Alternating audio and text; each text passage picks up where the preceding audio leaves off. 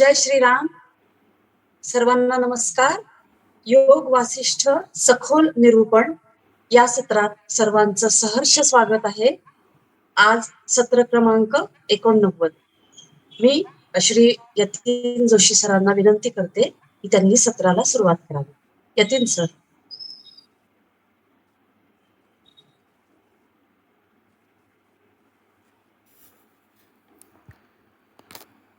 जय गुरुदेव. मला 1 मिनिट द्या फक्त. मी यूट्यूबवरचंही जरा लाईव्ह सेट करतो आणि मग सेशन सुरू करू. चालेल.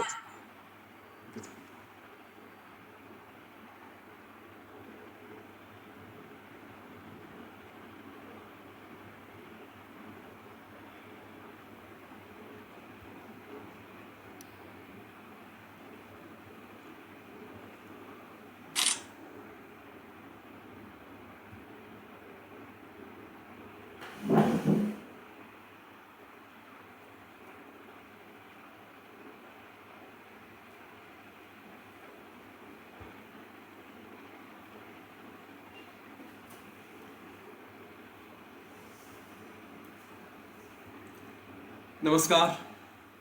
जय श्रीराम. जय गुरुदेव. रोजच्या प्रमाणे प्रार्थना करू आणि या सत्राला सुरुवात करू. सगळ्यांनी डोळे मिटून घ्या, हात जोडा.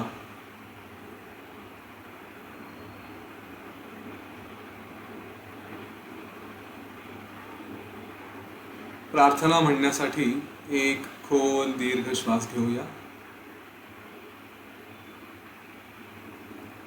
गुरुर्ब्रह्मा गुरुर्विष्णू गुरुर्देवो महेश्वरः गुरुः साक्षात् परं ब्रह्म तस्मै श्री गुरवे नमः.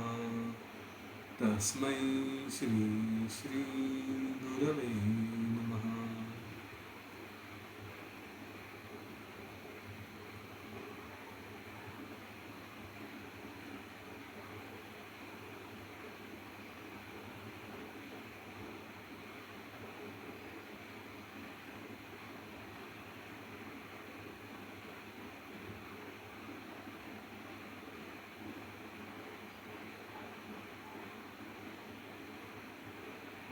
डोळे बंदच ठेवा.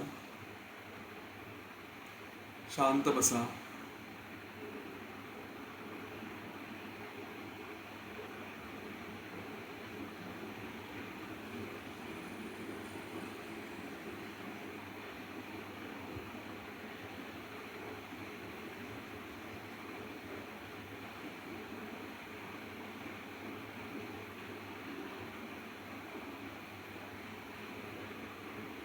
पूर्ण शांत.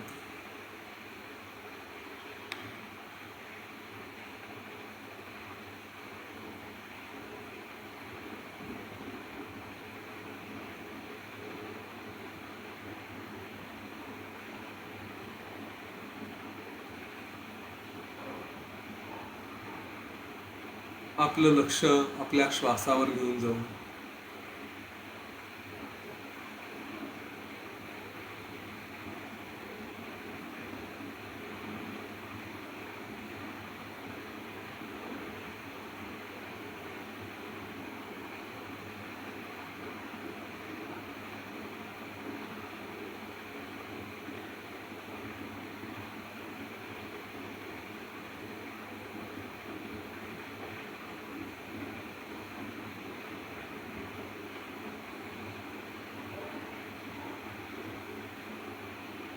फक्त श्वासावर लक्ष ठेवायचं.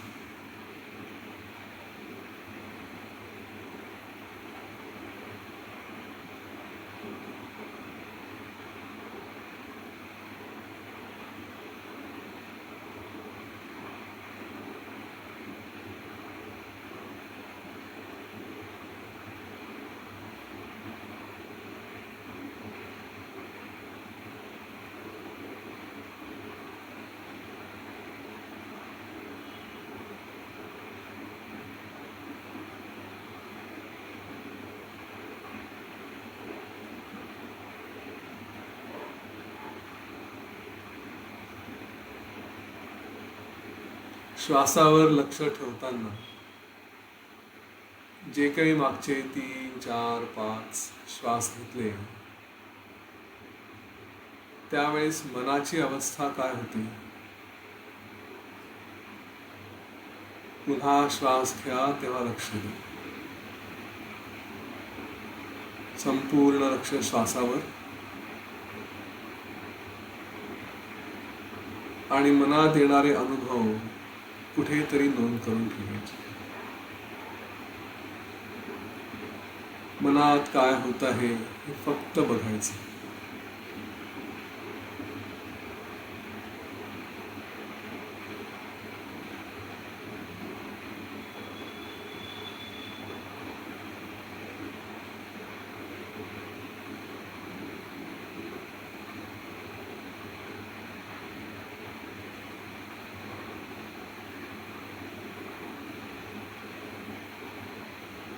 जेव्हा श्वासावर लक्ष होतं तेव्हा मनात कुठले विचार होते का?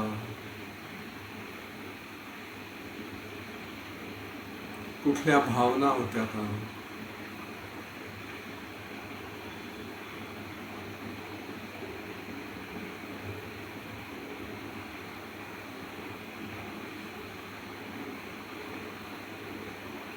म्हणजे शून्य मन होतं ते नेमकं काय?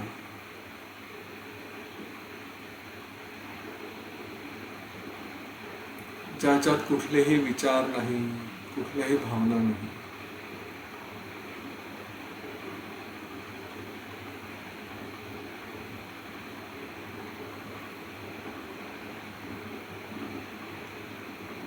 आजूबाजूच्या कुठल्याही आवाजांचं किंवा वास किंवा स्पर्श किंवा आणखी काही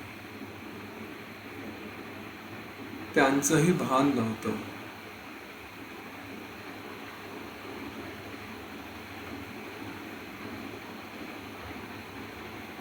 प्रत्येक वेळेस श्वासावरच लक्ष ठेवायचं.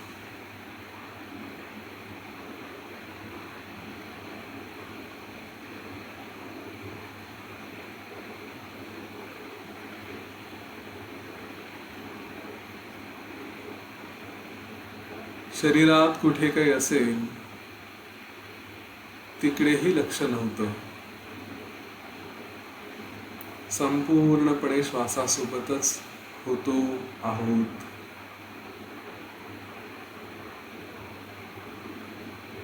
श्वासाचा प्रवास कुठून कुठपर्यंत होतोय सगळं लक्ष तिकडे.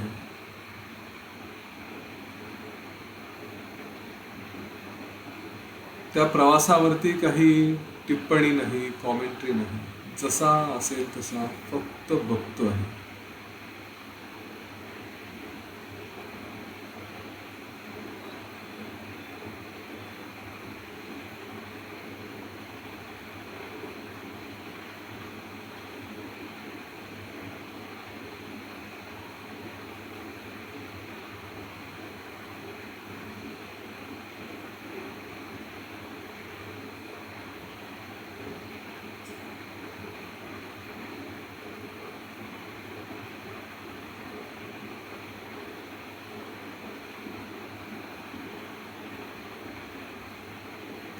चुकून मन इकडे तिकडे गेलं, श्वासावरती लक्ष नसेल तर पटकन पुन्हा श्वासावर लक्ष आणायचं.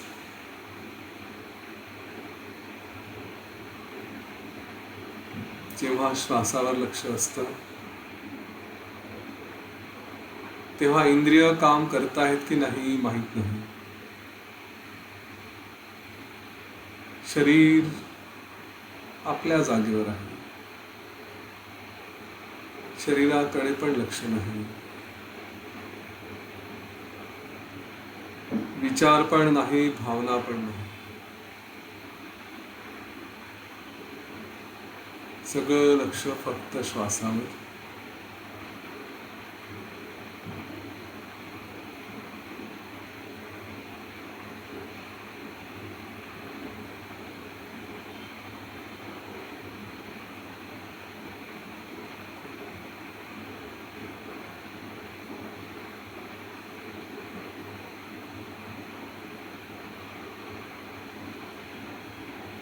आता हे लक्ष देणं सुद्धा अगदी सहज करा.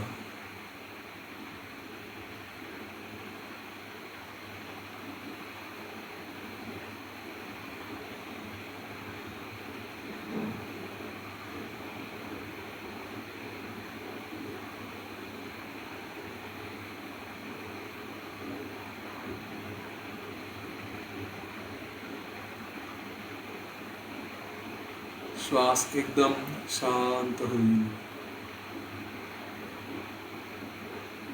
2 श्वासांमध्ये हळूहळू अंतर पडायला लागेल.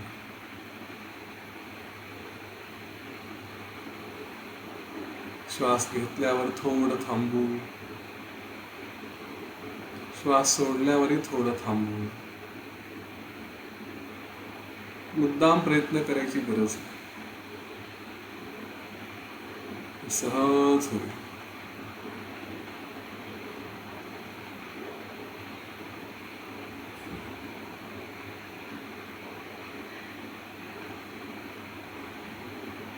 हे सगळं करताना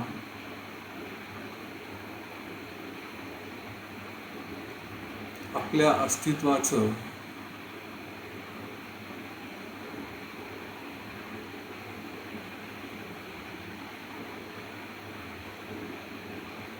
जे स्वरूप तेच जेव्हा शरीर, मन, इंद्रिय कोणीही कार्य करत नव्हते, ना विचार होते ना भावना होती.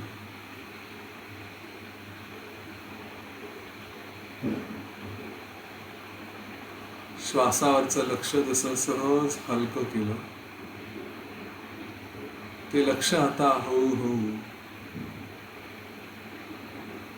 त्या अवस्थेकडे जिथे काही नव्हतं.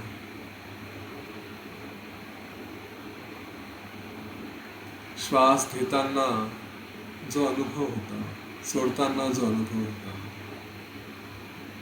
श्वासावर लक्ष असतानाचा जो अनुभव,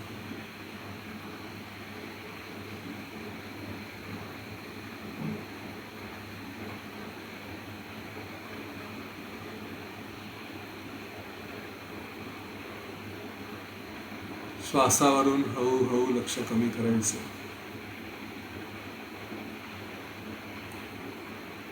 आणि त्या अनुभवात राहायचं, तिथे सगळंच शून्य.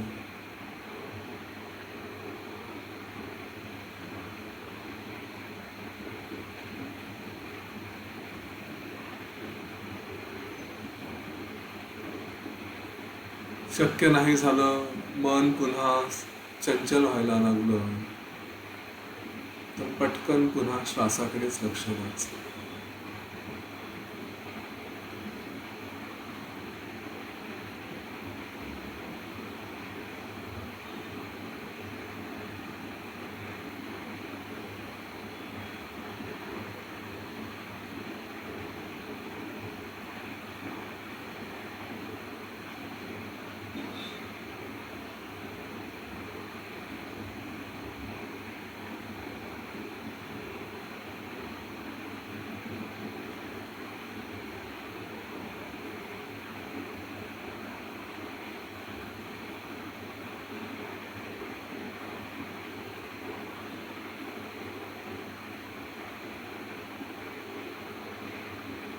आता या अनुभवालाही सोडायचं.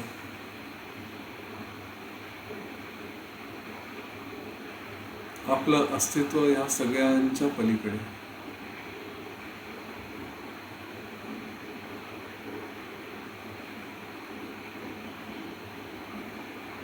जे काही आहे ते फक्त बघितल्यासारखं.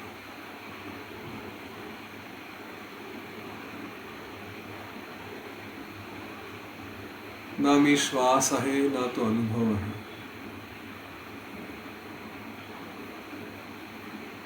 मी केवळ द्रष्टा, सगळं बघणारा.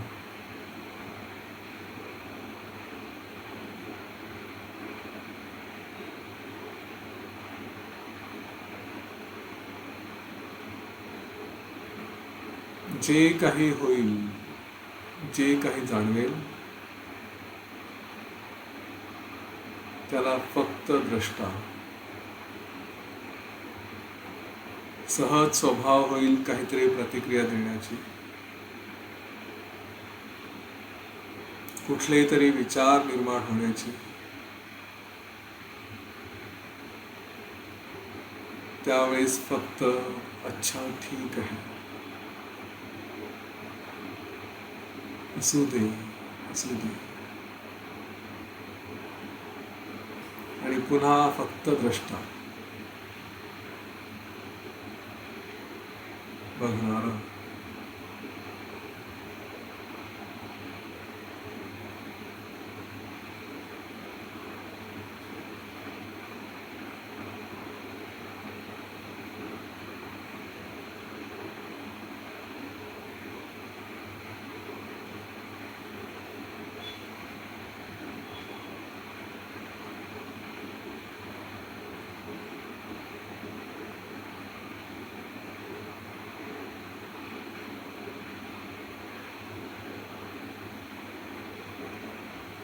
द्रष्टा, दृश्य आणि दर्शन.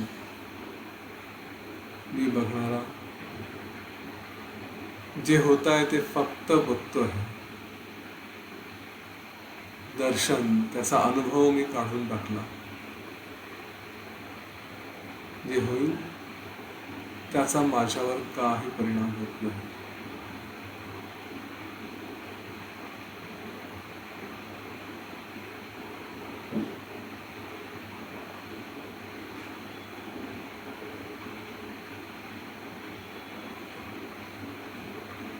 आता दृश्य पण बाजूला सारू. जे असेल ते असेल. पण आता मी द्रष्टा पण नाही. मी फक्त आहे.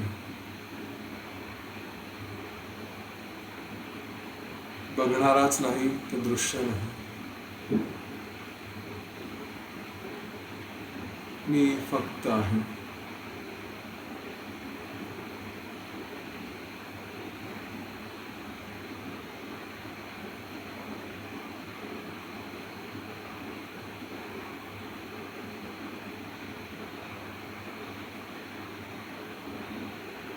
यात मी नाही, तू नाही, काही नाही, फक्त अस्तित्व.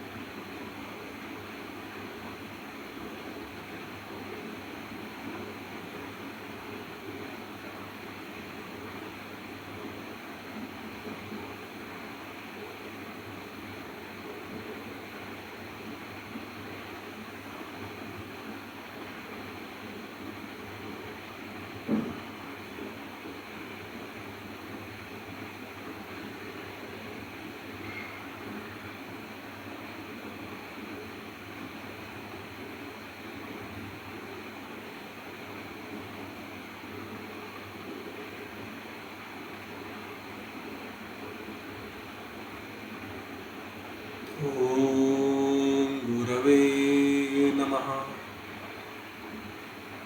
ओम गुरवे नमः. ओम गुरवे नमः. ओम शांति शांति शांति.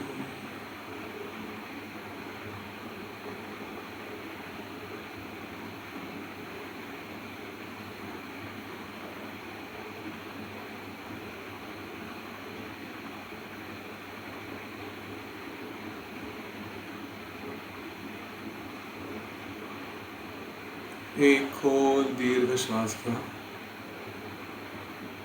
आणि सोडून द्या. आपल्या शरीराप्रती सचेत होऊया.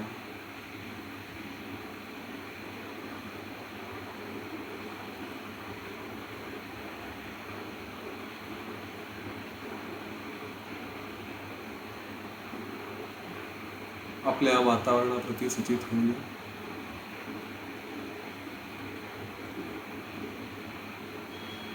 आणि हळूवार डोळे उघडूया.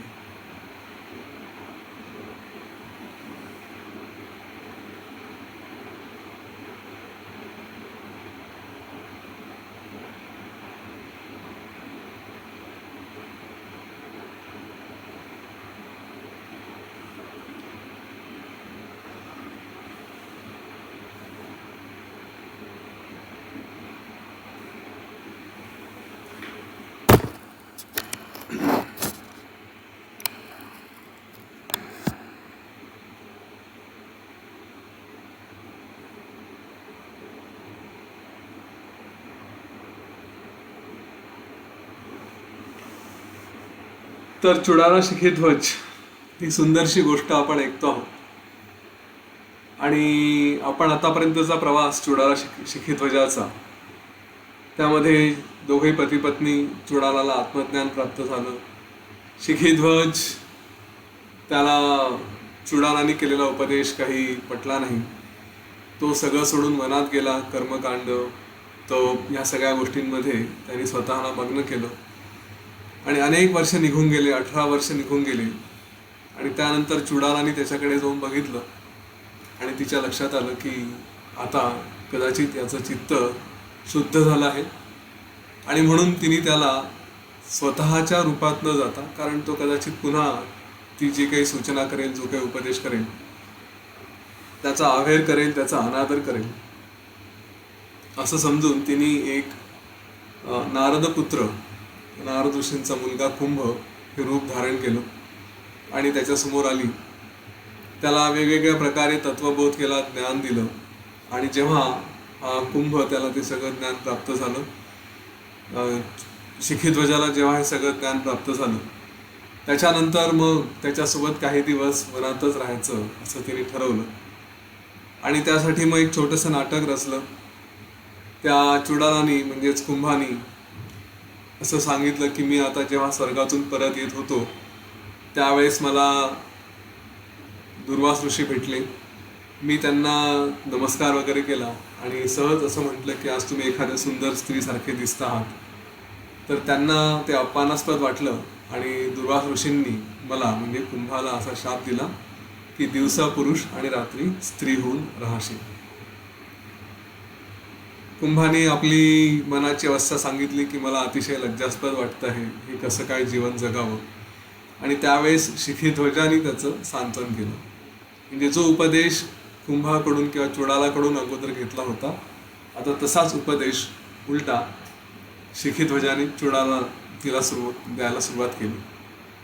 आणि हे सगळं सुरू असताना मग नाटकाचा पुढचा भाग चुडालाने म्हणजेच कुंभानी आता पुन्हा रचायला सुरुवात केली. त्यांनी दिवसभर ते मित्रासारखे राहायचे. रात्री आपल्या आपल्या कुटीमध्ये, आपल्या आपल्या झोपडीत, आपल्या आपल्या ठिकाणी ते वेगवेगळे राहत होते.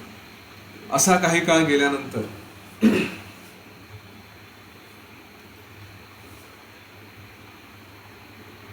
चुडालाने आता नाटकाचा दुसरा भाग सुरू केला. तिने शिखीध्वजाला म्हटलं की हे राजा, आता मी काय म्हणतो ते ऐकून घे, मला शांतपणे ऐकून घे. आपण जे काही आता असे राहतो आहोत, मी रोज रात्री स्त्री होतो, आता हे स्पष्ट आहे आणि हे काही बदलणार नाही. तेव्हा रात्री माझी अशी इच्छा होते की मी जर स्त्री झाली आहे किंवा स्त्री होते आहे तर आपण कोणाबरोबर म्हणजेच आपल्या पतीबरोबर राहावं, एक संसार हा व्हावा अशी माझी इच्छा आहे. त्यामुळे या जगामध्ये तुझ्याशिवाय तर मला प्रिय सध्या असं कोणीच नाही आहे आणि तू सर्व दृष्टींनी सुयोग्य आहे. त्यामुळे मला कुठलाही प्रयत्न न करता, कुठलीही विशिष्ट इच्छा न ठेवता, केवळ एक अशी संधी प्राप्त झाली आहे म्हणून, सहज हा योग आला आहे म्हणून आपण दोघांनी प्रकृती धर्माला अनुसरून तू पती आणि मी पत्नी अशा रीतीने राहावं. त्यामुळे तू तसा माझा स्वीकार कर, ह्यात तुला काहीही दोष लागणार नाही. हे ऐकल्यानंतर शिखीध्वज म्हणाला की हे कुंभा, मी असल्या गोष्टींमध्ये कुठलंही शुभ किंवा अशुभ असं काही मानत नाही. नेहमीच माझं मन स्थिर आहे, मी समचित्त आहे, तेव्हा तुला जसं हवं तसं कर, याला माझी काहीही हरकत नाही. मग असं म्हटल्यानंतर चुडालानी अर्थात त्या कुंभानी म्हटलं की ठीक आहे, मग याला उशीर कशाला, आजचा मुहूर्त चांगला आहे, आजच संध्याकाळी आपण विवाह करून घेऊ. आणि त्यानंतर मग त्या कुंभानी सगळ्या प्रकारचं साहित्य विवाहासाठी गोळा केलं आणि त्या प्रसंगाला जे काय उचित असेल तसं सगळं साहित्य गोळा करून त्यांनी संध्याकाळी त्यांचा जसं स्त्रीरूप आलं त्याबरोबर विवाह केला. आणि खरं म्हणजे या सगळ्या कार्यामध्ये त्या कुंभाला किंवा त्या चुडालाला काही मुद्दाम करण्यासारखं असं काही नव्हतं, पण प्रसंग आहे, त्या प्रसंगाला अनुरूप ज्या ज्या गोष्टी करायच्या त्या त्या करायच्या. म्हणून मग चांगले वस्त्र, काय दागिने वगैरे ह्या सगळ्या गोष्टी करून छानसं नटून अतिशय जसं मदनिका म्हणतो तशा रीतीने अतिशय सुंदर अशी ती चुडाला तिने ते रूप घेतलं, कुंभाचं स्त्रीरूप, आणि तिथे त्यांचा विवाह पार पडला.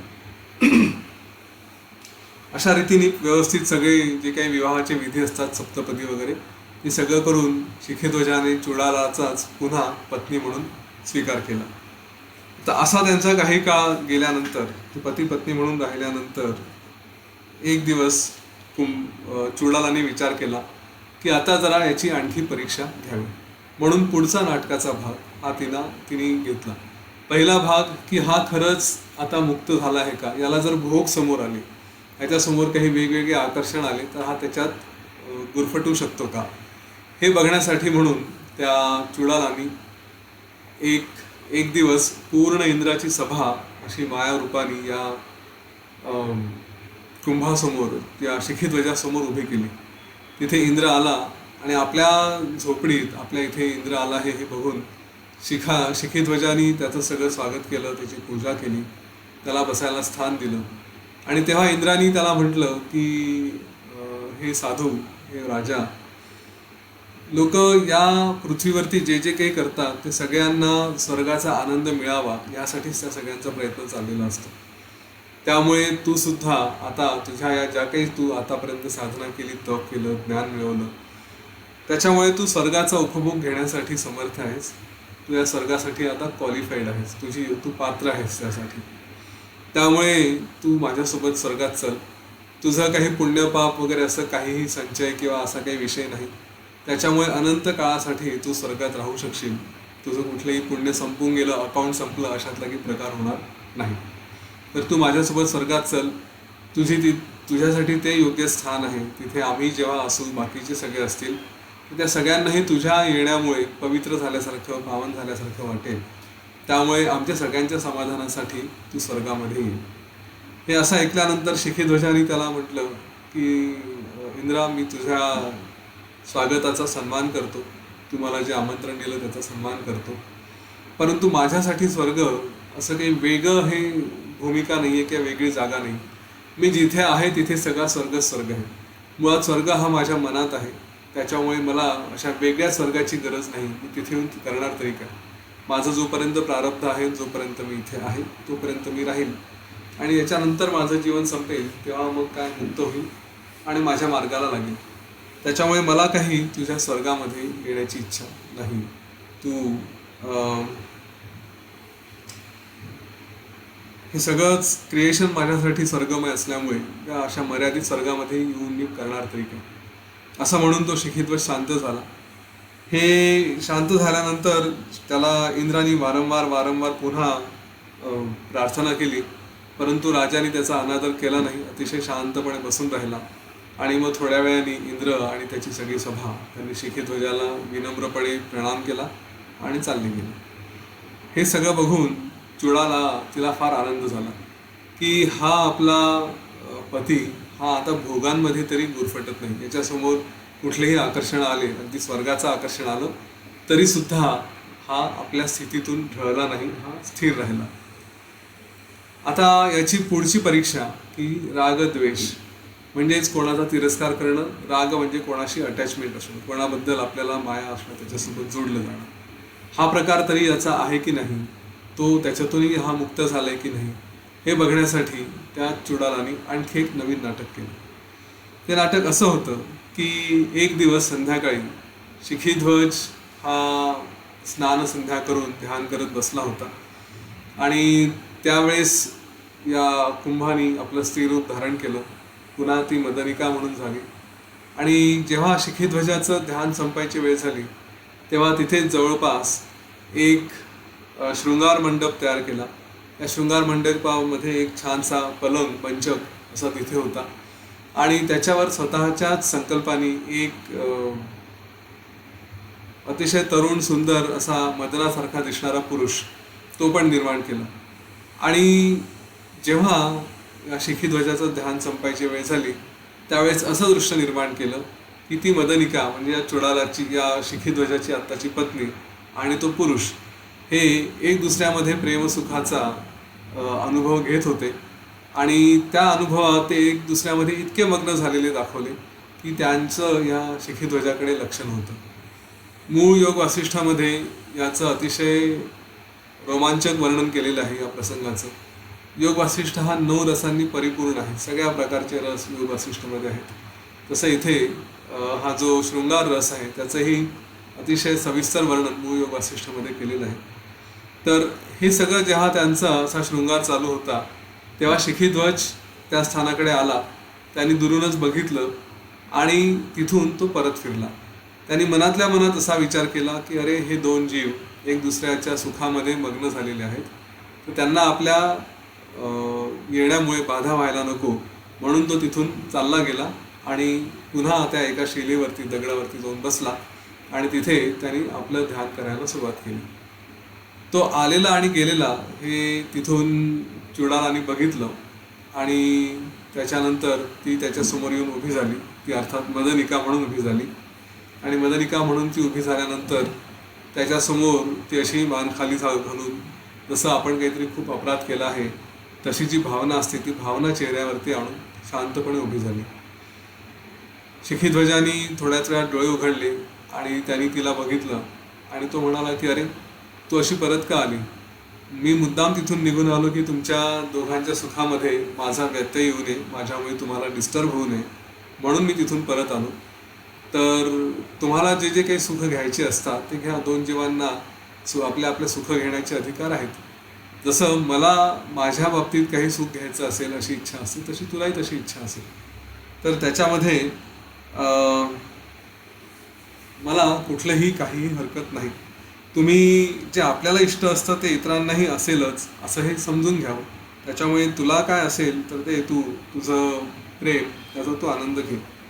यावर ती मदनिका म्हणाली, ती चुडाला म्हणाली की हे राजा तू माझ्यावर रागवू नकोस. मी एक अबला आहे, मी एवढी बुद्धिमान नाही आहे, मूढ आहे आणि माझ्या या वासनांवरती माझ्या या भावनांवरती मी नियंत्रण नाही ठेवू शकली आणि त्यामुळे मी अशा मोहाला बळी पडली आहे. यावर तू माझ्या अपराधाला मला क्षमा कर.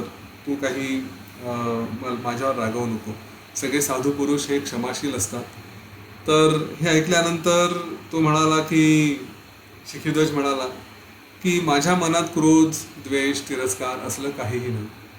आणि साधूंनी मात्र एक गोष्ट जी सांगितली आहे जी व्यवहाराला धरून आहे की हा एक प्रकारचा जो व्यभिचार होता की तू माझी पत्नी, मी तुझा पती आणि पत्नी आपलं एक दुसऱ्यांचं असं नातं असं असताना तू परपुरुषासोबत आपला वेळ घालवणं हे समाज संस्कृतीला, शास्त्राला धरून नाही आहे. त्याच्यामुळे आपण दोघांनी इथून पुढे पती पत्नी म्हणून राहणं हे योग्य नाही. तू आणि मी आपण वेगवेगळे एरवी जसे राहत होतो मित्रासारखे तसेच राहू आणि इथून पुढे तू आणि मी वेगळे राहू. हे ऐकल्यानंतर ती चुडाला अतिशय समाधानी झाली. तिने बघितलं की अरे आपला पती एवढा प्रसंग आला तरी तो स्वतःला अतिशय स्थिर ठेवू शकतो, पूर्णपणे निराकार आहे, निर्विकार आहे, त्याचं दृष्टी सगळीकडे अशी सम आहे. हे बघितल्यानंतर तिने मनात असा विचार केला की अरे किती आश्चर्य आहे की इतकं ज्ञान याला झालं आणि हा आता जे शेवटची अवस्था असते ज्याच्यामध्ये मन पूर्णपणे शांत असतं अशा अवस्थेला हा जाऊन पोहोचलेला आहे. त्याच्यामुळे हा आता एखाद्या दुसऱ्या नारायणासारखाच शोभतो आहे. याला मी आता सगळे जुनं जे काही असेल ते आठवण करून देते. असं म्हणून तिने योगशक्तीने स्वतःचं जे नवीन रूप होतं मदनिकेचं ते संपूर्णपणे टाकून दिलं आणि पूर्वीचीच चुडाला जी त्याची पत्नी ती त्या रूपाने त्याच्यासमोर तिथे हजर झाली. हे आपल्या समोर तिचं असं रूप बदलता बदलता बदलता नवीन रूप आलेलं हे बघितल्यानंतर त्या शिखीध्वजाला आश्चर्य वाटलं. तो म्हणाला की अरे तू कोण? आत्ताच तुझं हे रूप होतं हे बदलून गेलं. तू तर माझ्या पत्नीसारखी चुडालासारखीच दिसते आहे. हा सगळा काय प्रकार आहे? हे त्याला सगळं बघून आश्चर्य वाटलं आणि त्यावर चुडाला म्हणाली की हे प्रभो, मी तीच आहे. मी तुमचीच पत्नी चुडाला आहे, मी दुसरी कोणी नाही.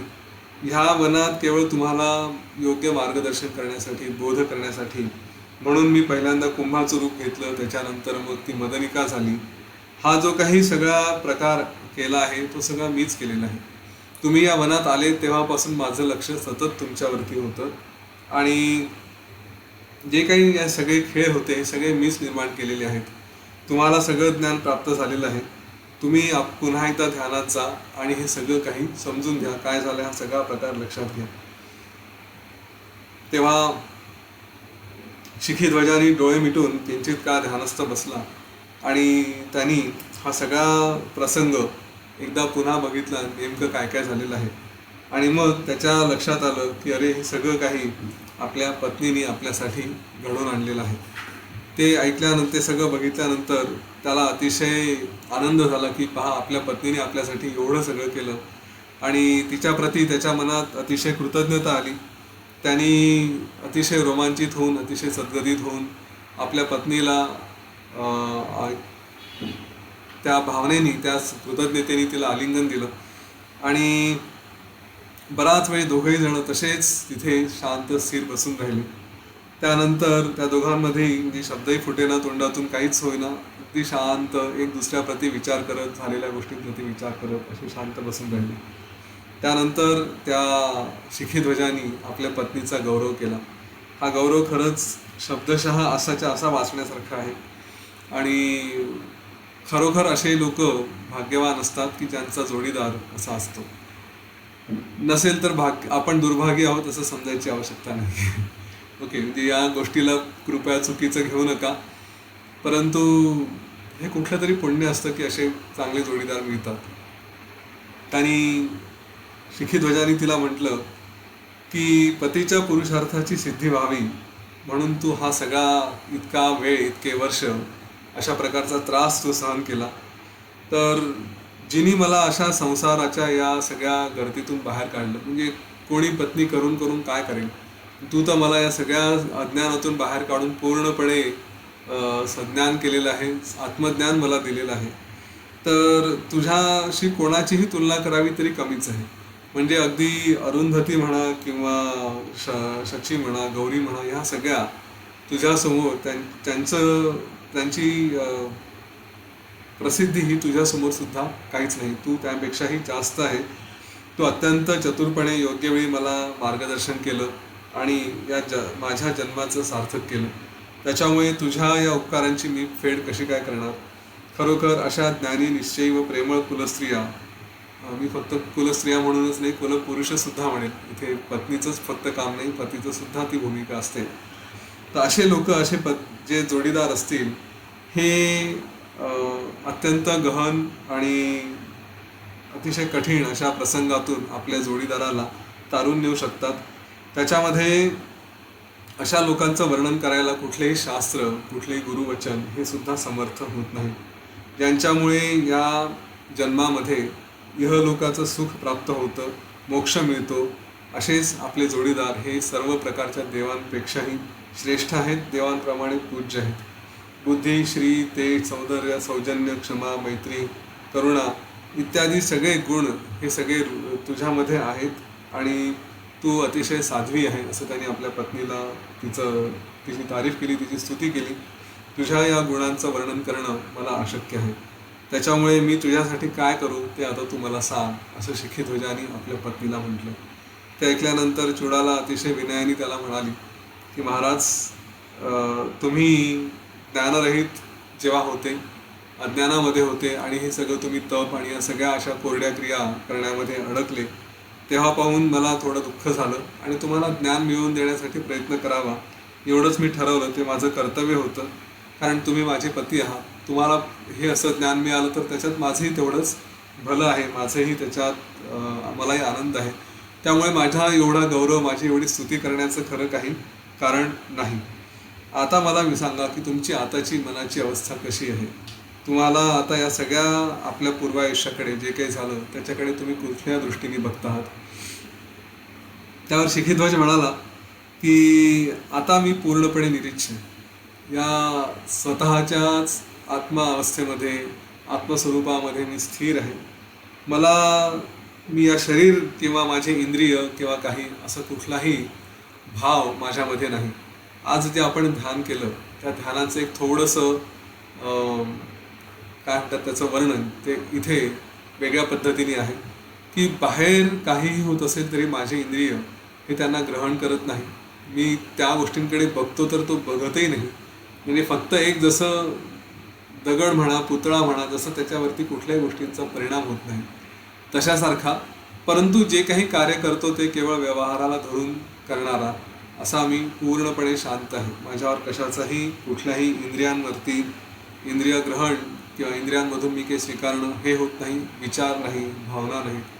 सर्व प्रकारे मी स्वस्वरूपाला जाणून त्याच्यातच स्थिर झालो आहे. आणि असं हे माझं चित्त अशा प्रकारे स्वतःशीच एकरूप झालेलं आहे.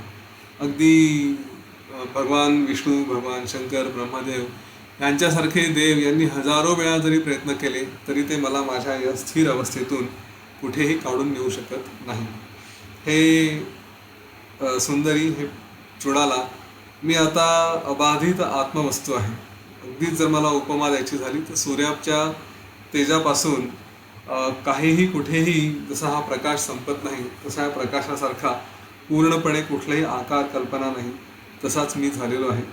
या जगातील सगळं काही पदार्थ मी बघून त्यांच्याबद्दल माझ्या कुठल्याही जाणीवा, त्यांच्याबद्दल काहीही भावना अशा माझ्यामध्ये शिल्लक नाही. ते सगळं सोडून त्यांच्या पलीकडचा मी जो कोणी आहे आता तो मी आहे. आज जे आपण म्हटलं की मी फक्त आहे, याच्यात मी पण नाही, फक्त आहे हे जे म्हणतो, ही भावना की आता काय मी सुद्धा, मी म्हटल्याबरोबर दुसरा कोणीतरी आलं तर मी नाही, तू नाही, काहीच नाही, जे आहे तो आहे असंच त्यांनी सांगितलं. या पलीकडे मी आता काही जास्त बोलू शकत नाही. आता तू माझी गुरु आहे, तू मला सगळं मार्गदर्शन केलं, त्याच्यामुळे मी तुला नमस्कार करतो आणि या संपूर्णपणे आकाशामध्ये इथे या आकाशाप्रमाणे शून्य होऊन मी आता इथे स्थित आहे. यावर चुडालाने मग त्याला विचारलं की अशा स्थितीत असताना तुम्हाला आता पुढे काय करायचं ते सांगा, पुढचं काय, कारण झालं आता तुम्हाला ज्ञान झालं, आता व्यवहाराचं काय. तर त्यावेळी शिखीध्वजाने म्हटलं की मला काही करायचं आहे किंवा करायचं नाही असा दोन्ही भाग माझ्याकडे नाही. त्याच्यामुळे मी हे करेल, मी ते करेल अशी माझी कुठलीही इच्छा नाही किंवा मला काही आवडतं नावडत नाही असंही नाही. तुला जे काही कर्तव्य म्हणून समजतं, तू ज्ञानी आहे, माझ्यापेक्षा तू सगळं आणखी बघितलेलं आहे, तर जे काही कर्तव्य म्हणून आहे ते तू जसं योग्य वाटेल तसं कर. तू जे म्हणशील ते मी करेल. जे काही सहज कार्य समोर येईल ते मी करेल. त्याला कुठलेही आवडीचं आहे म्हणून करणार नाही किंवा नावडतं आहे म्हणूनही करणार नाही. त्यामुळे जशी तुझी इच्छा असेल तसं कर. हा तो प्रकार आहे की मी जे चहाची गोष्ट सांगत असतो की कुठे गेलो तर चहा आवडतो म्हणून मुद्दाम मागायचा आणि चहा आवडत नाही म्हणून झिडकारायचं असं नाही. प्रसंगानुरूप त्या ठिकाणी जे योग्य असेल तसं वागता यायला हवं. ही मनाची खरी समावस्था आहे. आणि अनेक वेळा जे काही आतापर्यंत वेगवेगळे उपदेश झालेले आहेत त्याच्यामध्ये हे वारंवार सांगितलं आहे की मनाची ही अवस्था आपल्याला आनंद देऊन जाते. थोडा कॉमन सेन्स जर ठेवला तर ह्यापेक्षा वेगळं काहीच नाही. दुसऱ्या कोणांमध्ये, दुसऱ्यांच्या विचारांमध्ये, दुसऱ्यांच्या घटनांमध्ये, कृतींमध्ये स्वतःला विचारात ठेवायचं साध्य काहीही होत नाही. जे आहे जग असंच जाणार आहे. एक दिवस आपणही जमिनीत जाऊ, एक दिवस बाकीचे लोकही जमिनीत जातील. आपण गेलो की सृष्टी संपली. आपल्याला माहीत नाही ना काय होतं काय नाही. त्याच्यामुळे जोपर्यंत आहोत तोपर्यंत आनंदात घालवायचं. दुःख करून काहीही फायदा होत नाही, बदलत काहीच नाही. आपल्यालाच फार तर ते दुःख केल्याने आणखी दुःख वाढतं. त्याच्यामुळे कोणाबद्दल कुठल्या भावना असतील, काही असतील, परिणाम आपल्या शरीरावरती होतो. आपल्या हातात चॉईस आहे. जेवढं झालं तेवढं झालं. त्याच्या पुढे आनंद हा ठेवायचा आपल्या हातात. कशाला दुःख वाढवायचं, नाही का. थोडंसं आपलं कॉमन सेन्स बाळगायचं. तसं यांनी सांगितलं की मला सगळं समचित्त आहे, मला कशातही आता स्वतःला गुरफटून घ्यायचं नाही, त्यामुळे काय येईल ते मी करायला तयार आहे. तर त्यावेळेस ती चुडाला म्हणाली की महाराज, तुमचं सगळं अज्ञान नष्ट झालं हे दिसून येतं. तुम्हाला मला काही राज्य करायचं आहे, राज्याची अपेक्षा आहे अशातला प्रकार नाही, राज्याची भोग हवेत असंही नाही. परंतु आपलं राज्य आहे तर ते टाकून देण्याचंही काही कारण नाही. आपली सगळी प्रजा ही तुमची वाट बघते आहे आणि त्यामुळे तुम्ही जे काही कराल त्या तुमच्या कृत्यांमध्ये कुठलीही मलिनता येणार नाही. तुम्ही जे काही कराल त्यांनी मुद्दाम काही केलं आहे, कुठल्या उद्देशाने केलं आहे, कुठल्या वासनेने केलं आहे अशातला प्रकार येणार नाही. जे ज्ञानी असतात ते जे काही त्यांच्या नशिबात भोग येतात त्या भोगांच्या सुरुवातीला, मध्ये, शेवटी कधीही आपली मूळ स्वभाव हा सोडत नाही. जे आहे त्या मूळ स्वभावात राहून जसं काही काळ येतो आहे त्या काळाला ते पुढे नेत राहतात, त्याच्यात पुढे जात राहतात. त्यामुळे आपण आतापर्यंत एक श्रेष्ठ राजे म्हणून राहिले होते, तर तो आपला जो काही काळ होता तोच तसा पुढे न्यावा. तुम्हाला जो काही त्याग करायचा होता, तो तुमचा मोह, या सगळ्या गोष्टींप्रती असलेलं आकर्षण, हे सगळं तर तुम्ही केव्हाच सोडलेलं आहे. त्यामुळे माझी अशी इच्छा आहे की आपण पुन्हा राज्यपदावर आरूढ व्हावं, राजा व्हावं. तुमची पत्नी म्हणून मी तिथे बसेल, तुमची राणी म्हणून मी तिथे बसेल आणि अशा रीतीने आपण नगरीत प्रवेश करू. आपली प्रजासुद्धा आपल्या भेटीसाठी उत्सुक आहे. असं म्हटल्यानंतर मग शिखीध्वज म्हणाला की ठीक आहे, तुझ्या इच्छेप्रमाणे तुला जे जे करायचं ते कर.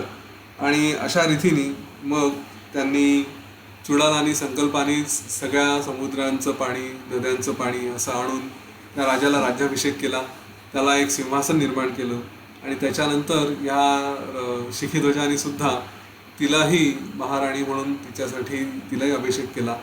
आणि मग हिनी चुडालानी स्वतःच्या संकल्पाने प्रचंड मोठी सेना, हत्ती, घोडे असं सगळं काही घेऊन या राजाला सोबत नेलं आणि त्याचं नगरीमध्ये प्रवेश झाला. या राजाला बघून त्याची सगळी प्रजा अतिशय आनंदित झाली आणि मग पुढे यांनी अनंत काळासाठी राज्य केलं. त्यानंतर दोघेही जण हे विदेहमुक्त झाले. त्यांचं जे निर्वाण प्राप्त व्हायचं ते निर्वाण त्यांना प्राप्त झालं. अतिशय सुंदर अशी ही गोष्ट इथे संपते. चुडालाख्यान ही, याच्यातून अनेक सुंदर सुंदर उपदेश आहेत. माझ्या दृष्टीने जर याच्यातून काही सांगायचं झालं संबंधांबद्दल, पती पत्नीबद्दल, तर कोणाच्याही जीवनात एक व्यक्ती म्हटल्यानंतर त्याच्या जीवनात अनेक चढउतार येऊ शकतात. मागेही मी पती पत्नीच्या संबंधांबद्दल एकदा म्हटलं होतं. यामध्ये आवश्यक हे आहे की एक दुसऱ्याला सांभाळून घ्यायचं. सोडून देणं, पळून जाणं हे काही मार्ग नाही आहेत. कोणालाही प्रत्येकाचे भावनांचे कमी जास्त होत असतात, ज्ञान अज्ञान याचेही खेळ होत असतात. एखादा ज्ञानी होतो, एखादा अज्ञानी राहतो. हा या निसर्गाचाच भाग आहे. त्याच्यामुळे प्रत्येकाच्या बाबतीत काही ना काही होऊ शकतं आणि तिथे केवळ एक दुसऱ्याप्रती प्रेम आणि त्याला सहानुभूती असं म्हणता येईल, कंपॅशन, या सहानुभूतीच्या भावनेतूनच बघायचं की झालं तर झालं.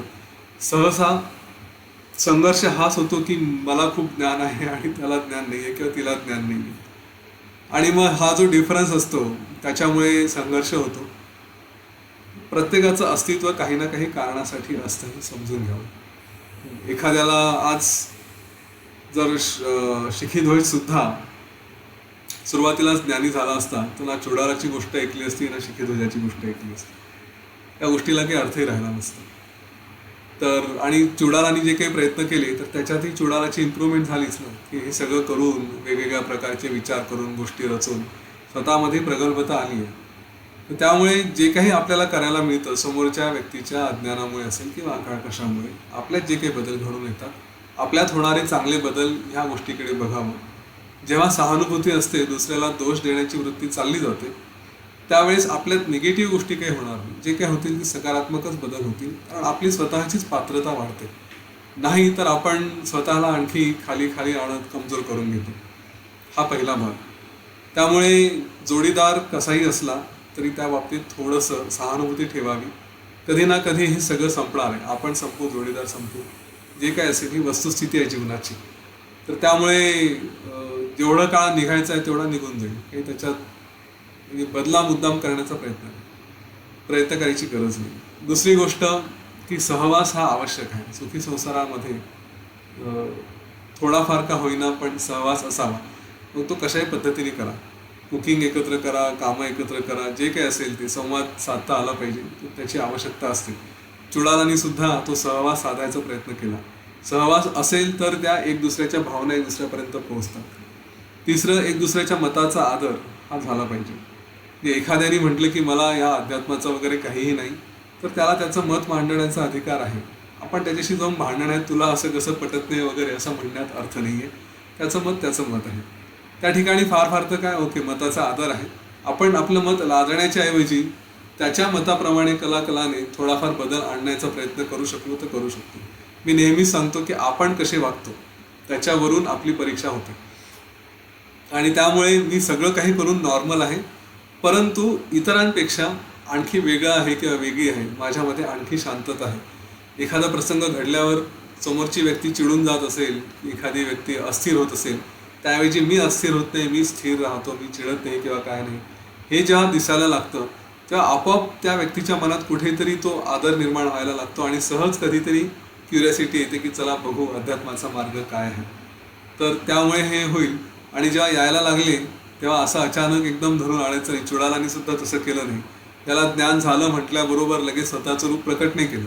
तिने हळूहळू परीक्षा बघत बघत त्याला जाणीव करून देत मग जेव्हा सगळं लक्षात आलं त्याच्यानंतर. त्यामुळे हा जो प्रवास असतो की आपला जोडीदार सुरुवातीला अनेकांच्या जीवनात असं होतं की एक जण कोणीतरी ज्ञानमार्ग साधना मार्गावरती आहे, दुसरा अजिबात नाही आहे, पण नंतर हळू तो कधीतरी म्हणतो की चल मी पण येतो. हे म्हटल्याबरोबर एकदम खुश आणि लगेच उत्साहाने चल हे करू ते करू ते करू असं नाही. तो सुद्धा प्रवास हा ग्रॅज्युअल असायला हवा की ठीक आहे करायचं आहे, बरं ठीक आहे ओके. आतून किती आनंद होऊ दे, किती उकळ्या फुटू द्या, बाहेर दाखवताना लगेच तेवढं एक्साईट व्हायची गरज नाही. थोडं थोडं ओके नॅचरली इझी, जास्त आग्रह करायचा नाही. ठीक आहे, असं करत करत हळूहळू त्या मार्गावरती येऊ द्यायचं. कारण अध्यात्माचा प्रवास हा स्वतःचा असतो. इतक्या वेळ आपण जे काही आजपर्यंत योग वासिष्ठमध्ये ऐकलं, जे अनेक ध्यान केले, बलिराजा असू द्या, प्रल्हाद असू द्या, आणखी कोणाच्या कथा असू द्या, त्या सगळ्यांमध्ये स्वप्रयत्न हा आवश्यक होता. चुडालांनी शिखीध्वजाला कितीही मार्गदर्शन केलं तरी त्यांनी सुद्धा स्वतःचे प्रयत्न केले होते. त्यालाही ओढ होती. त्याचा मार्ग चुकला हा भाग वेगळा, पण त्यांनी सुद्धा सगळं सोडून 18 वर्ष सगळं काही सोडून द्यायची तयारी होती. त्याच्यात ती फायर होती, ती इच्छा होती. तिने त्याला फक्त योग्य मार्गदर्शन केलं. पण प्रयत्न हेच शिखीध्वजाचेच होते हेही लक्षात घ्यायला हवं. त्यामुळे जेव्हा असं होत असेल तर प्रत्येकाचा हा स्वतःचा प्रयत्न हवा. आपण फक्त हळू थोडंसं टच करायचं, सांगायचं, झालं तर ठीक, नाही तर सोडून द्यायचं. ठीक आहे, कारण जोडीदार हा जोडीदार असतो, पण एका जन्माचाच आपल्याला माहिती असलेला. बाकी अनेक जन्मामध्ये कोण जोडीदार, पुढच्या जन्मात कोण, मागच्या जन्मात कोण, कोणाला माहिती. इतके जन्म झालेले आहेत. त्यामुळे आत्मोद्धार, स्वतःचा उद्धार ही प्रायोरिटी आणि कर्तव्य म्हणून एक माणूस म्हणून आपली कर्तव्य हे पार पाडण्यासाठी यांच्याकडे लक्ष द्यायचं. याच्या पलीकडे मग आपला जो स्कोप आहे तो आणखी वाढवायचा. फक्त आपलंच नाही, वसुधैव कुटुंबकम म्हणतो तसं याच्याही पलीकडे जाऊन या जगात जे जे कोणी आपल्याला माहिती असतील, लक्षात असतील, सगळ्यांसाठी थोडा थोडा थोडा थोडा प्रयत्न करत आपलं जीवन आणखी सुंदर करायचा प्रयत्न करायचा. हे जे काही मला याच्यातून थोडंसं जाणवलं, समजलं, ते मी तुमच्यासमोर मांडलं. तुम्हालाही आणखी बरेच काही गोष्टी कळल्या असतील, तुमचे काही विचार असतील ते तुम्ही सगळे जरूर शेअर करू शकता. आज इथे थांबू आपण आणि उद्या पुन्हा भेटू. जय श्रीराम, जय गुरुदेव.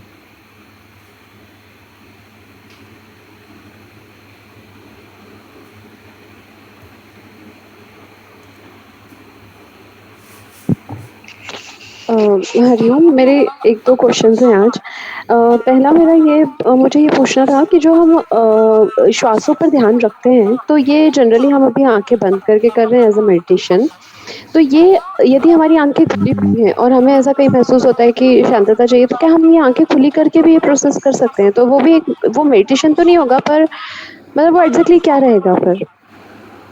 नहीं, ध्यान की अवस्था ये आंखें बंद करके ही करनी चाहिए ऐसा नहीं है.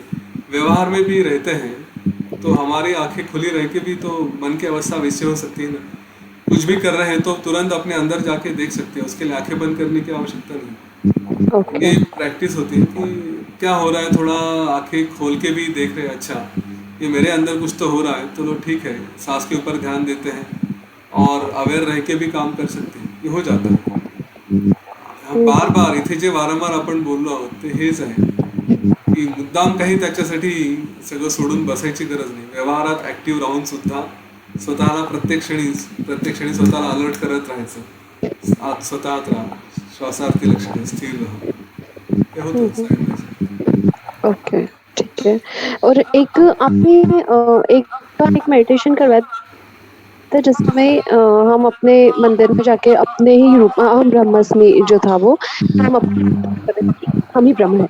तो इस जब अवस्था में जैसे हमारे गुरुजन या फिर जो लोग जिन लोगों को आत्मज्ञान प्राप्त हो गया है, वो लोग आ गए हैं जो हमें गाइड करते हैं। तो जब वो लोग इस अवस्था में आ जाते हैं तो उसके बाद वो लोग क्योंकि हम बोल रहे हैं कि भगवान हम ही हैं, हम ही ब्रह्मा है तो या फिर एक ऊर्जा है। तो उसके बाद वो लोग भक्ति करना बंद कर देते हैं या भक्ति करने की ज़रूरत महसूस नहीं होती वो एग्ज़ैक्टली मतलब भगवान से रिलेटेड उनके मन में क्या भाव होते हैं उस वक़्त? आप गुरुजनों को देखिए वो क्या करते हैं. सारे व्यवहार जैसे के वैसे ही चलते हैं उनके उनके मन के अंदर क्या है ये नहीं पता, क्योंकि वो कभी पता ही नहीं, उनका मन हम पढ़ नहीं सकते. पर उनके कृति को अगर देखते हैं, कार्य को अगर देखते हैं, तो वे सारे वही पूजा पाठ, लोगों के साथ मिलना, उनको मार्गदर्शन करना, मंदिर में जाना, तीर्थ क्षेत्रों में जाना, ये सारी बातें वो करते ही हैं. इसमें उनमें कोई फर्क नहीं पड़ता. अच्छा, मतलब उनके मन में क्या है कि वो एग्ज़ैक्टली उस पे वही अनइन्वॉल्वमेंट ही होगा मे बी। ओके, ठीक है। अब लोक व्यवहार के लिए, बाकी लोगों को समझने के लिए, उनके लिए ये सारे कार्य करने पड़ते हैं. एक चीज़ ये है कि जैसे अभी आपके इतने सारे ये सब सुनने के बाद मुझ में तो ड्रास्टिक चेंजेस हैं। तो जो हम थॉट या जो व्यवहार हम करते हैं इन जनरल, तो कई बार हम अवेयरनेस के साथ हम कर रहे हैं, अवेयरनेस आई है वो क्या होता है कि कई बार करने के बाद अभी सिर्फ़ ये हो रहा है कि करने के बाद की अवेयरनेस है, कर ली या फिर ध्यान आता है नहीं ऐसा नहीं करना था। और फिर हो सकता है प्रैक्टिस से ये होने लगे कि हो करने के पहले ही मुझे अवेयरनेस आ जाए कि अरे मुझे ये नहीं करना। पर जो कर चुकने के बाद अवेयरनेस आती है मुझे कि नहीं ये उस पे मुझे थोड़ा-सा कंट्रोल करना था। तो उसके बाद हर बार उस व्यवहार को लेके मुझे फॉरगिव होना ज़रूरी है कि उस सामने वाले व्यक्ति या फिर मेरे खुद के ही लिए जो मैंने व्यवहार कर दिया या किसी तीसरे पर्सन के लिए कर दिया। तो उसके लिए मुझे हर बार माफ़ी माँगना ज़रूरी है अपने आप से कि बस अवेयरनेस आ गई तो उतना काफ़ी है, हाँ, अवेयरनेस आ गया, इतना काफी. इतना अपने आप को काफ़ी है। बताओ गलती हो गई, चलो छोड़ो. मैं कोई और थी उस समय, हुँ, हुँ। वो चली गई, अभी फिर से नहीं है. क्योंकि गिल्ट में जाके, गिल्ट कॉन्शियसनेस जिसको बोलते हैं, अपने आप को दोष देने से बदलेगा कुछ नहीं. हुँ, ठीक है, ठीक है। मतलब मन ही मन में भी ऐसे माफ़ी माँगने की ज़रूरत नहीं है कि सॉरी ऐसा-वैसा मतलब जस्ट अवेयरनेस आ गई उतना काफ़ी है। छोड़ दीजिए. उसके ओके। ऊपर बहुत बड़ी कमेंट्री है, माफी मांगने से क्या होता है. माफी मांग, सामने वाले भी मांगे, हमने मांगी. हाँ, इसमें कोई मतलब नहीं बनता. हाँ, हाँ, ठीक है। लास्ट में एक मुझे आज के पूरे पे एक जस्ट एक्सपीरियंस बताना था कि अ, मेरा जैसे अभी अध्यात्म में ये हो रहा है और मेरा हस्बैंड तो बिल्कुल भी नहीं है। लेकिन आपने जो कल एक स्टोरी बताई थी वो बच्चा लड्डू बाँट रहा है, तो क्या होता है मेरी बेटी को मैं सारी चीज़ें कन्वे करती रहती हूँ दिन भर में कभी न कभी।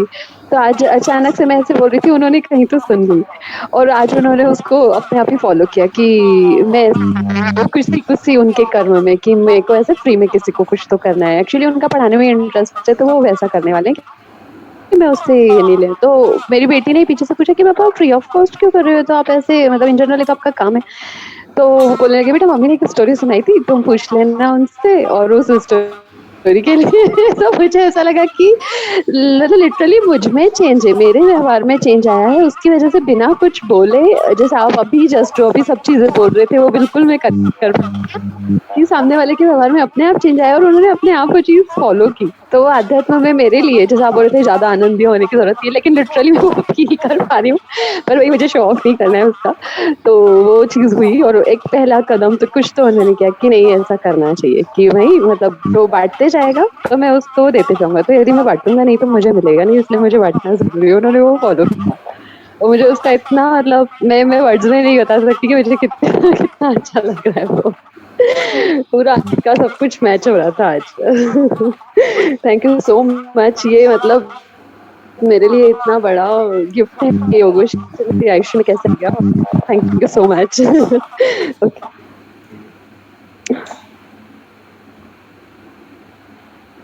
हाँ, उमेश जी.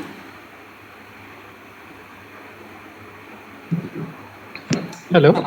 हा. मला मला हे विचारायचं होतं, की तो राजा जेव्हा 18 वर्ष वनवासात राहिला, कर्मठाप्रमाणे पूजा, अर्चना ह्या सर्व गोष्टींमध्ये होता. पण जेव्हा बटूने येऊन काही सल्ला दिला, तेव्हा तो सल्ला ऐकल्यावरती, त्याला काही पटल्यावरती, त्याला समाधी कशी काय प्राप्त झाली? म्हणजे आता हे विचार आपण देखील ऐकले, आपल्याला देखील कळतात हे विचार. बट त्याला तेव्हा समाधी प्राप्त होणे ही घटना कशी काय घडली?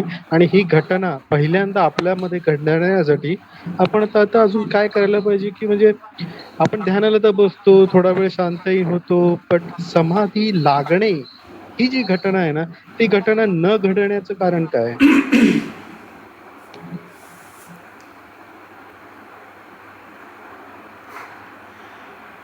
तुम्ही हा प्रश्न असा विचारलाय की समाधी लागणं किंवा समाधी मिळणं हे म्हणजे एक काहीतरी प्रसंग असा होणं असं आहे. मी उगाचच कुठलं भ्रम निर्माण करणार नाही. हा प्रवास आहे, ठीक आहे. आणि त्या राजाच्या बाबतीत बोलायचं झालं तर गोष्ट आहे पहिली, पण तरीही त्या गोष्टीमध्ये जर जसं सांगितलंय तसं 18 वर्ष सतत तो तिथे वनवासात होता आणि त्यांनी आपलं सगळं काही सोडून, ते घर परिवार सगळं सोडून तो पूर्णपणे तिथे शुद्ध ह्याच्यात होता. पण तुम्ही दुसरा जर भाग बघितला तर ती चुडाला, ती सुद्धा आपल्यासारखंच रुटीन करत तिने काही विद्वानांकडनं ऐकलं आणि त्याच्यानंतर स्वतःशीच आपला रोजचा व्यवहार करत करत राजासोबत राहून त्या व्यवहारामध्ये असताना सुद्धा तिला स्वतःला या गोष्टींची सिद्धी प्राप्त झाली होती. श्रीरामांना हे जे काही सगळं मार्गदर्शन करता करता त्यांना तिथे शक्तिपात झालं, त्यांनाही ज्ञान मिळालं. त्याच्यामुळे हे मिळत नाही अशातला प्रकार नाही आहे. ही समाधी ही मनाची अवस्था असते. समाधी म्हणजे काय, बसले ध्यानात आणि लाकडासारखे झाले आहे असं आवश्यक नाही आहे. की काही काही लोकांचा तो एक भाग असतो. काही लोक हे चालता फिरता येता फिरता सहज मुक्त राहतात, त्यांच्या मनात कुठेही काही नसतं, असेही प्रकार असतात. त्याच्यामुळे दाढी वाढलेले, भगवे वस्त्र धारण केलेले वगैरे असे लोक हेच फक्त समाधी प्राप्त करतात किंवा बाकी अशा प्रकारचे असतात असं आवश्यक नाही आहे. व्यवहार करणारे, दिसायला भांडणारे, भांडण करणारे, मारापिटी करणारे, सगळे भोग भोगणारे सुद्धा लोक हे सुद्धा समाधीमध्ये असू शकतात. मग त्याला असं काही आवश्यक नाही आहे.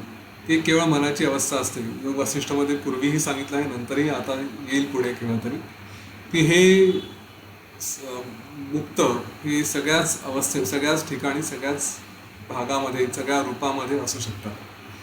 त्यामुळे त्याला राजाला समाधी प्राप्त झाली आणि आपल्याला होत नाही किंवा काय असं काही आवश्यक नाही आहे. आपल्यालाही कदाचित होऊ शकेल, मनाची अवस्था तशी येऊ शकेल. वारंवार वारंवार याचा अभ्यास करत राहिलो, सारखं याच्यात राहिलो तर निश्चितपणे होईल. दिवसभर करत बसायची गरज नाही. आपला व्यवहार सांभाळता सांभाळता याच्यात पुढे पुढे जाता येईल. मागे कधीतरी हे मला वाटतं बलिराजाच्या बाबतीत हा सगळा भाग सांगितला होता.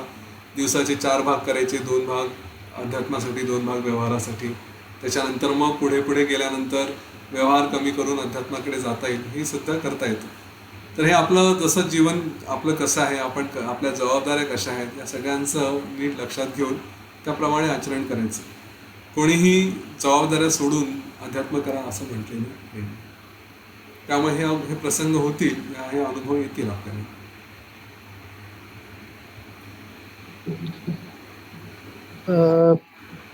ऐकलं मी. त्यातला मला एक तुम्ही 2 भाग म्हणालात. त्यातला जो दुसरा भाग आहे ना, त्याच्यामध्ये मला असं वाटतं की समाधी ही एक प्रोसेस आहे. बट प्रोसेस कशी असते की जोपर्यंत हळूहळू तुम्ही ज्ञान घेत जाता, बट नंतर मला असं वाटतं की चुकीचं असेल तर तुम्ही करेक्ट करा.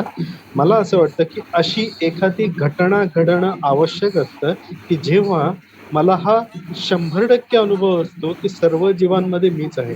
आता हे देखील मी 100% मान्य करतो की सर्व जीवांमध्ये मी करणारा जो आहे तो एकच आहे आणि तो शिव आहे. वेगवेगळ्या शरीरांमध्ये तो वेगवेगळा ड्रामा करत आहे. तुम्ही प्रवचन देण्याचं जे काम करत आहात ते एक तुमच्यामधला जो शिव आहे तो ऍक्टिंग करत आहे. तशाच प्रकारे माझी मुलं असण्याचा अभिनय करत आहेत. असे सगळे आपापला अभिनय करतायत. ही माझी 100% खात्री आहे. बट हा मला अनुभव नाहीये. अनुभव मनाचा अनुभव नाही म्हणत आहे मी. माझा अनुभव म्हणतोय, मनाचा नाही म्हणत आहे. मनाला फक्त माझ्या शरीराचाच अनुभव होणार. बट सगळीकडे मीच आहे ही एक घटना माझ्यामध्ये एक घटना घडावी लागते. आणि दुसरी गोष्ट अशी आहे ना, की मला हे कितीही समजलं आणि मान्य केलं आणि मी राहताना अगदी तशा भावनेत जरी राहिलो, तरी आजच्या क्षणाला मी हे शुअर नाही करू शकत, की जर 1 मिनिटानंतर जर माझा मृत्यू झाला, तर काय होणार आहे? माझं शरीर तर थांबेल, स्थूल शरीर थांबेल, पण सूक्ष्म शरीर काय माझ्या शरीरातनं बाहेर पडणार आहे का? काय मला माझं स्थूल शरीर पडलेलं दिसणार आहे का? मी सूक्ष्म शरीरातनं देखील वेगळा होऊ शकणार आहे का? का मी सूक्ष्म शरीरात राहणार आहे, मग कोणी दूध देणार आहेत? मग हे सगळं घडेल की नाही घडेल? भले मी तेव्हा पण म्हणेन की मी हे सूक्ष्म शरीर पण नाहीये. बट असेल ना, माझ्या नाही म्हणण्याने ते जाणार नाहीये. तो प्रश्न राहतो मग जर घटना घडली नसेल तर. घटना घडण्याचं वर्णन योग वसिष्ठमध्ये घटना घडली असं नाही, पण त्याच्यात हे वर्णन निश्चित केलं आहे की ही जी आपली चेतना आहे हिला 7ही चक्रातून फिरून जेव्हा ब्रह्मरंध्रातून ती बाहेर नेली जाते तेव्हा त्याला म्हणतात की तो साक्षात्कार झाला आहे म्हणून. आता ही घटना घडते कशी आणि त्याचा अनुभव कसा असतो हे ज्यांना अनुभव आहे ते सांगणार नाही आणि त्याचं वर्णन इतर कोणी करू शकत नाही. वेगवेगळ्या ग्रंथांमध्ये काही याचं वर्णन केलेलं आहे की ती कुंडलिनी शक्ती अशी येते आणि मग कुठून कुठून काय काय त्याचा सगळा प्रवास आणि ते षोडशांतक वगैरे हे सगळे शब्द आलेले आहेत. पण इतक्या वर्षांमध्ये मी कधी या गोष्टींच्या मागे लागलो नाही. मी काही आत्मज्ञानी आहे किंवा मला साक्षात्कार झाला अशातला प्रकार नाही आहे, परंतु किंवा झाला आहे हे मला माहिती नाही. म्हणजे दोन्ही गोष्टी शक्य आहेत, परंतु मी कधीही ह्या गोष्टीकडे जास्त लक्ष दिलं नाही. मुळात हे खूप पुढचे आहेत. आपण एका गोष्टीकडे सध्या लक्ष द्यावं की सध्या आपण कुठे आहोत, आपल्याला हळूहळू तिकडे जायचं आहे. आणि असं म्हणतात अध्यात्मामध्ये की जेव्हा एका लेवलला पोहोचतो ना तेव्हा आपोआप पुढची गोष्ट आपल्यापर्यंत सहज येते. आज योग वसिष्ठ तुमच्यापर्यंत पोहोचला आहे कारण तुम्ही ऑलरेडी काहीतरी प्रगती केली होती. आणि सहज अचानकच इतके लोक आहेत सगळ्यांकडेच योग वसिष्ठ येईल असं आवश्यक नाही आहे. त्यामुळे फक्त तो प्रवास चालू करावा, चालू ठेवावा. आपल्याला कुठले कुठले मधले स्टेशन येतील, काय काय येतील हे माहीत नाही, पण रस्ता दाखवलेला आहे त्या रस्त्यावरून चालत राहावं. आपल्या मुक्कामाला आपण आपोआप पोहोचू. आता ते अनुभव कसे येणार आहेत, काय येणार आहे याची क्युरियासिटी आवश्यक आहे, समजू शकतो, परंतु त्या क्युरियासिटीपेक्षा, उत्सुकतेपेक्षा याच्यावर वाटचाल करणं हे जास्त आवश्यक. बाकी पहा ती शोधता येईल नेमका अनुभव काय आहे, कसा आहे, पण मग त्या अनुभवाच्या मागे आपण लागतो. आणि खरं मोक्ष काय आहे की त्या अनुभवाचाही त्याग करायचा असतो. इव्हन मोक्षाच्या वासनेचा सुद्धा त्याग. मला मोक्ष ही वासना पण नसते, मी मुक्त आहे ही वासना, ही इच्छा. हो, थँक्यू, धन्यवाद.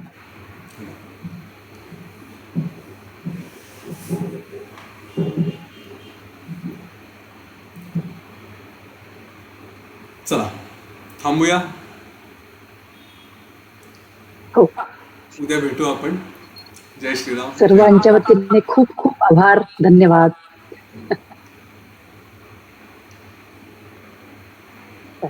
जय श्रीराम. जय श्रीराम.